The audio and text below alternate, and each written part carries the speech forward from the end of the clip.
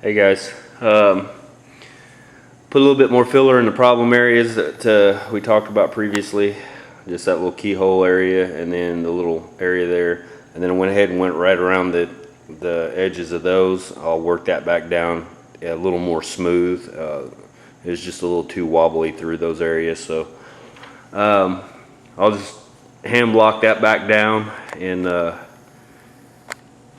then I think what I'm going to do, instead of putting the slick sand on it, I'm going to go ahead and just do about 4 coats of filler, or not filler, 4 coats of primer, just high build primer, and see how that blocks out instead of using the slick sand right now. I think it should be straight enough that I can get away with just doing high build.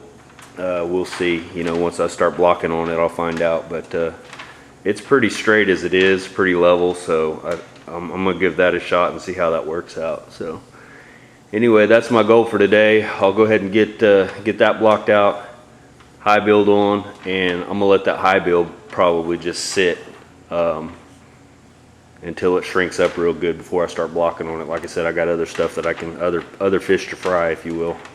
So anyway, quick update on that. That's what I'm doing right now. So letting this filler kind of cure out, and I'll get to just blocking on it real quick and see how we look. All right guys, talk to you a little bit. Hey guys, there it is. Little thin coat here, smooth down, thin coat here, smooth down, feathered out, ghosted out. Same on these edges, just kind of ghosted those out good.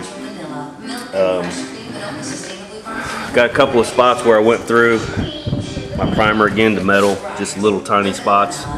So instead of mixing up a whole nother batch, I've mixed up just a little tiny bit in the cup. It's 1-to-1, so it's real easy to figure out, just a tiny bit. And mixed it up, and what I'm going to do is I'm going to take an acid brush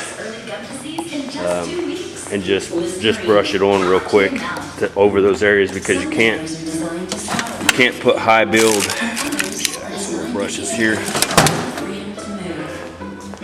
And I got it inducing, but you can't put the high build primer, which I also have Southern Polyurethane 2K high build primer, but it's not direct to metal, so you can't put it over bare metal spots. So just paint me a little bit over that, and then I'll probably let it sit for a few hours, and I'm gonna come back over and high build the crap out of this whole deal. So anyway, that's the plan for now.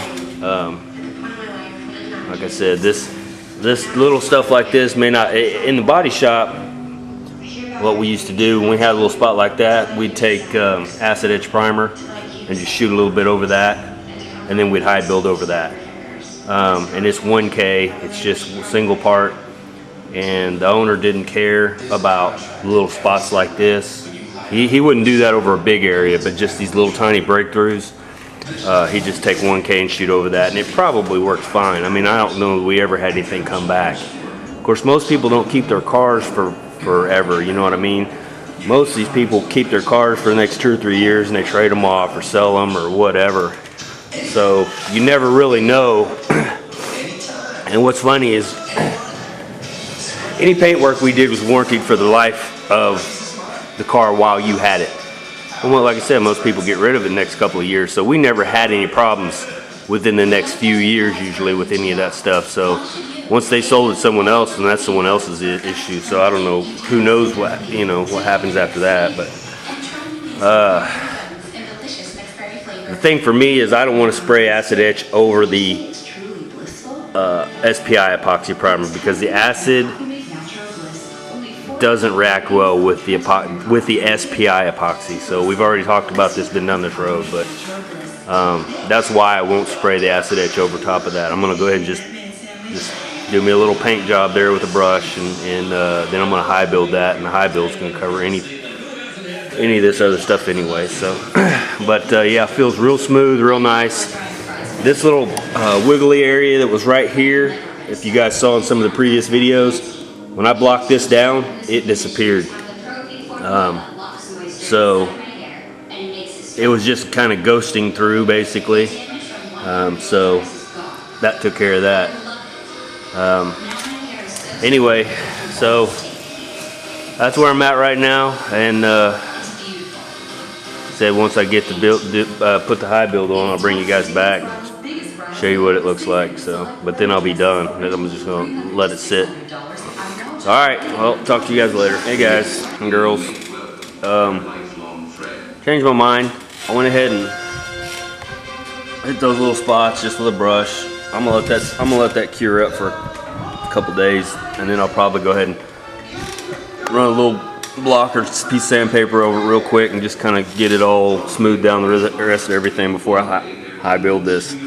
So you can see I had some little breakthroughs here, but anyway, that saved me from having to clean my gun and blah blah blah. So it'll work anyway. So I think what I'm going to move on to, I got a little girl over here today. I'm going to go ahead and move this door gap. Since I can't really do a whole lot with the trunk right now, I guess I could, but ultimately it doesn't really matter.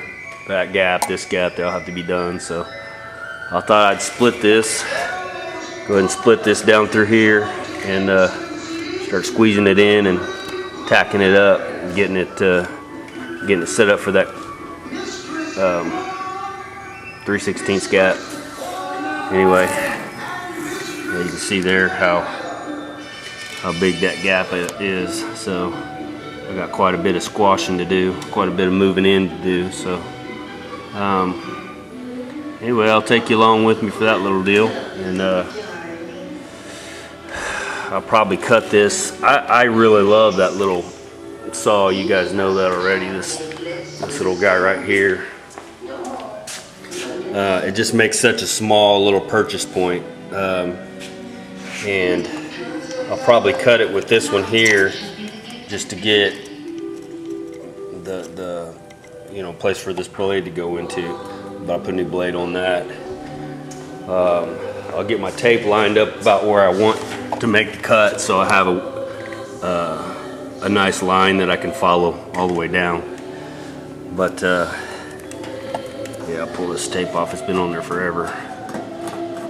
But yeah, I thought I'd just kind of goofing today. So and as it gets down here, it's getting closer. I need to go find my little 3/16 tool that I made for these gaps. But my plan is to put a screwdriver in there and move it over and close this gap up and just tack it as I go all the way down. So and yes, I could put filler rod on the end of this, but I don't want to. So I'm gonna do it this way. I think you won't be able to see this. Now, like I said, in some areas you don't have a choice, but this area I do have a choice, so I'm going to go ahead and do it this way. Maybe next time I'll do it the other way. I don't know. I'm not saying either way is wrong, and from the outside you're never going to see it, but when you open that door, you might be able to see that rod welded fat right there, and I'm sure it wouldn't make that big a difference. I'm nitpicking, but whatever. So yeah, I'll go ahead and do that, and I can access the back side of this, which is good. So once I weld that all the way down, I'll be able to go through this hole back here or down through here and go ahead and coat that real good. So actually I could get a spray can up in there and coat that. So it's going to be nice to be able to get to the back side of that. So anyway, a little quick deal on that. When I start splitting that, I'll bring you back. Alright guys, here's what we got. Then this little guy, like I said, works fantastic.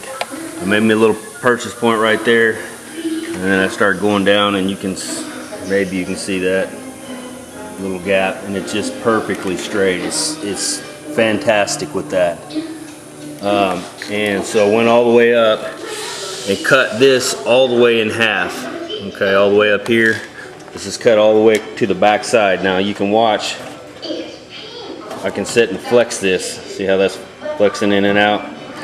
So now I can just take this and flex it out to where I need it to make these gaps. Now you see how wide that gap is right there. That's big.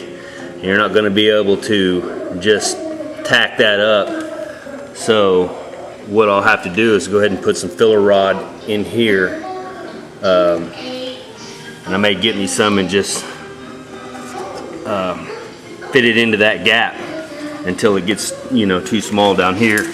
But you can take your putty knife or something like that, slide into the grooves there. And this putty knife's gonna be too flexible, so I'm gonna have to have something else a little.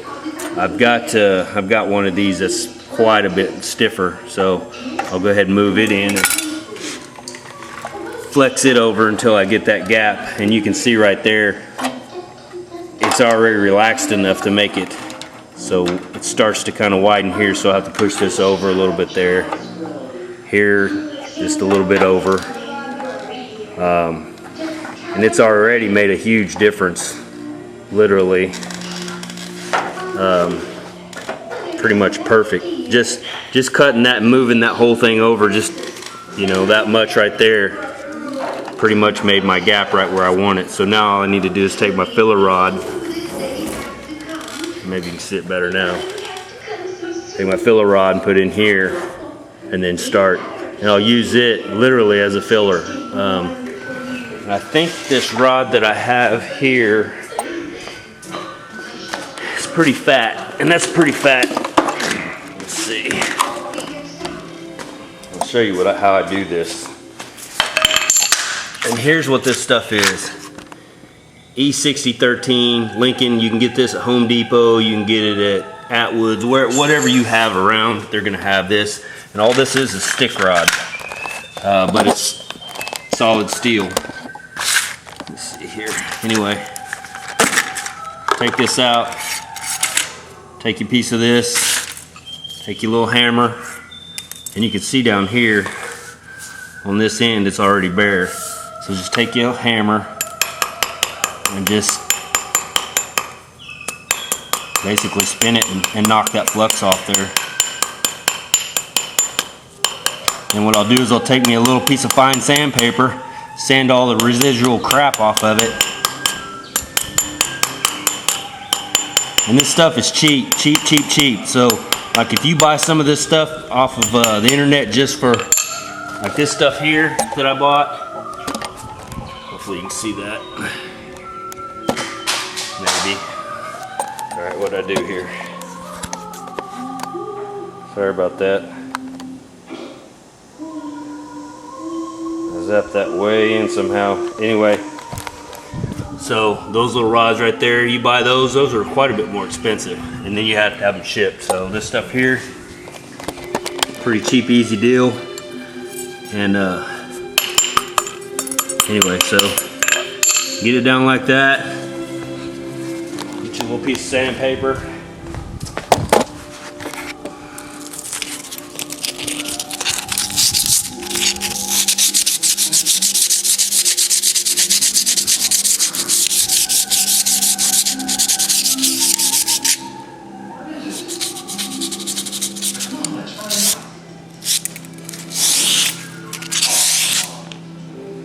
Alright, there you go. You got a nice little rod there.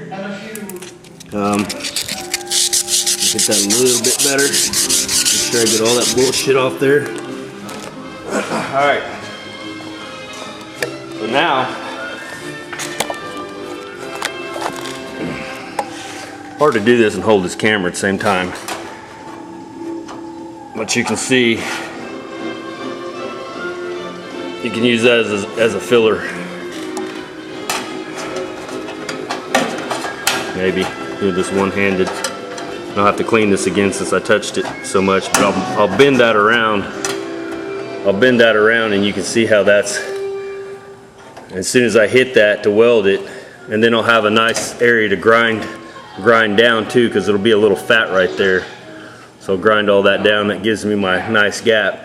Like I said, you could probably take and tack that, but man, you're applying a bunch of heat there. It's going to shrink like crazy. That's a big gap. You're probably going to start blowing through.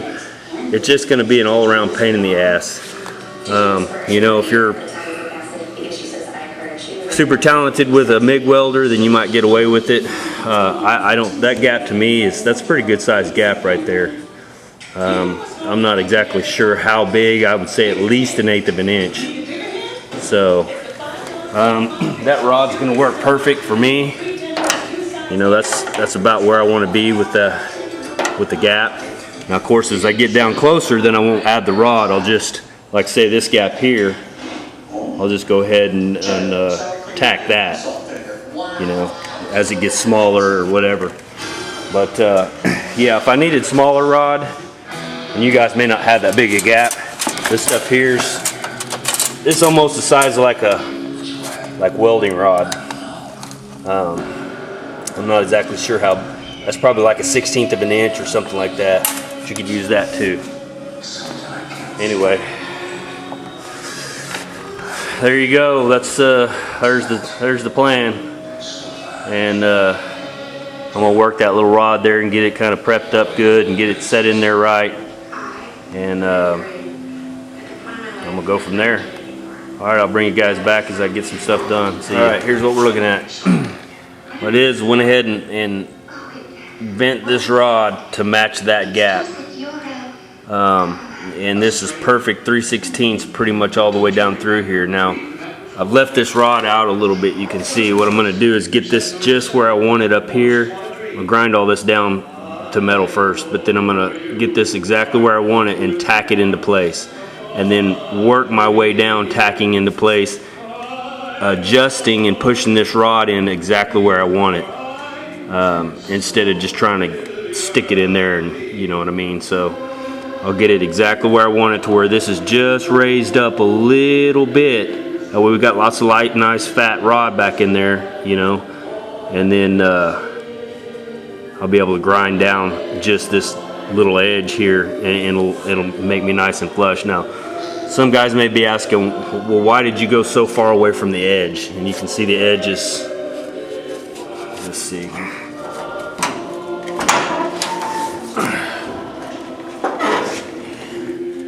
You can see the edge is right there.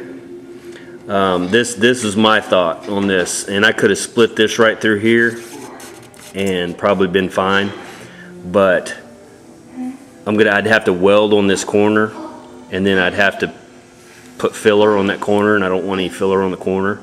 So I moved out about 1/4 inch or so right here. So when I weld this, I'll have this weld out here, and then let me go ahead and pull that out because it's wanting to fall out anyway. Maybe you can see it better. But anyway, then I'll have filler here just a little bit, but it won't come all the way to this edge, and I won't have to actually try to make an edge out of this filler. I'll have a real nice, good solid edge right here of steel. Okay, see, that's my thought anyway.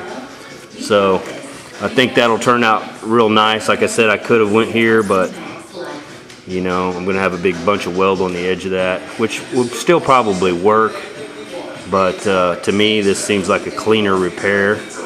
So I'm sure there's 10 different ways to do it. This is just the way I'm doing it. So if you know, if you like it, use it. If you don't, then you know, YouTube something else and find another way to do it. But anyway, yeah, that's what we're doing. So I'll bring you back when I get a little bit of it tacked in and put into, you know, into place. So I'll talk to you in a little bit. See you. All right, quick update for you guys. Here's what I got. You can see I've tied this in, this gap here. About as close to perfect as you can get. Run all the way down through there. I'm not left-handed, so, but basically, yeah, I should have held it with my other hand. But anyway, now as I get down here, you can see this starts to get smaller. Well, this is still a little too wide. I mean, you could, in theory, but now's where that little wire is going to come in, and I'm just going to lay it in there and do the same thing, but just with smaller wire. And once I get down to in here, I'll just be able to tack it and be fine. So, just a little deal on how I'm doing it anyway. So, yeah, then I'll grind all this down smooth, and she'll disappear. You will never know it's there. It's there. So there you go. All right, I'm gonna keep working on it. I'll bring you back. Quick update, you can see the rod in there still. Now I'm just tacking in. I've actually just been getting this rod fitted in. And you can see where I kind of stopped with the rod, and then I just put tacks here because as it got smaller.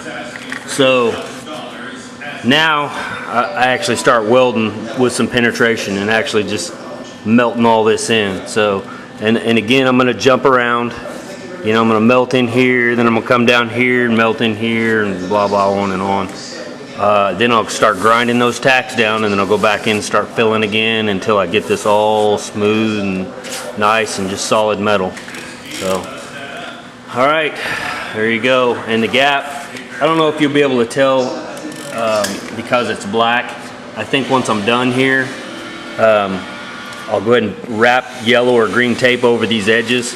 That way it'll give you a good idea of what that looks like. And here's my little gauge, and I'll do this right-handed this time. But if I can hold the camera right, there you go. Hopefully that's showing that. We may sell insurance, but we live license. 3/16 all the way down, nice. Here, nice and smooth. See it? 3/16. And so, for me, the good thing here is you'll notice this edge is all steel. So when I grind all this flat, I'm gonna have this nice, you know, there's not gonna be any filler up here. There won't be any fiberglass running over these edges. As a matter of fact, I think I might use all metal over top of this. So since I still have some in that can, there's no sense in wasting it. I'll have some up here, but then I'll use a little bit more. And I might just do me a tight wipe over top of this and then sand all that down, get it all nice. And so instead of using, I was gonna use fiberglass over this weld, but I might go ahead and use that all metal instead, because I'm gonna go over it with epoxy anyway, so it'll be sealed. But there you go. Just like that. All steel, no problem. Anyway, gotta work this door out a little bit more too. I think just right through here. I need to get me a spoon and kind of, but I'll do that once I get all this welded in and everything. So, that wasn't too bad really, to be honest with you. It really didn't take that long.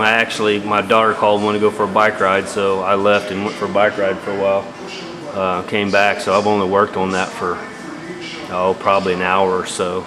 So it really wasn't too bad. I just need to go ahead and fill it in now. It's just kind of monotonous, just tacking beads in. So, all right, I'll see you guys in a little bit. Hey guys, got her done. Went ahead and put the tape on there so you could kind of see, it makes the line darker, blacker, whatever. And I did a completely fantastic shitty job here getting the tape on, so it's a little jankety. If jankety's a word, but yeah, you can see it turned out real nice.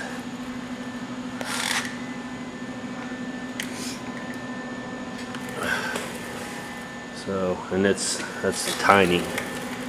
That's the 3/16. You can see the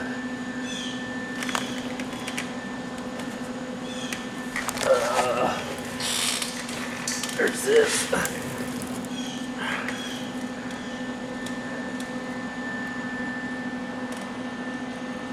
So, yeah, nice all the way down. So there you go.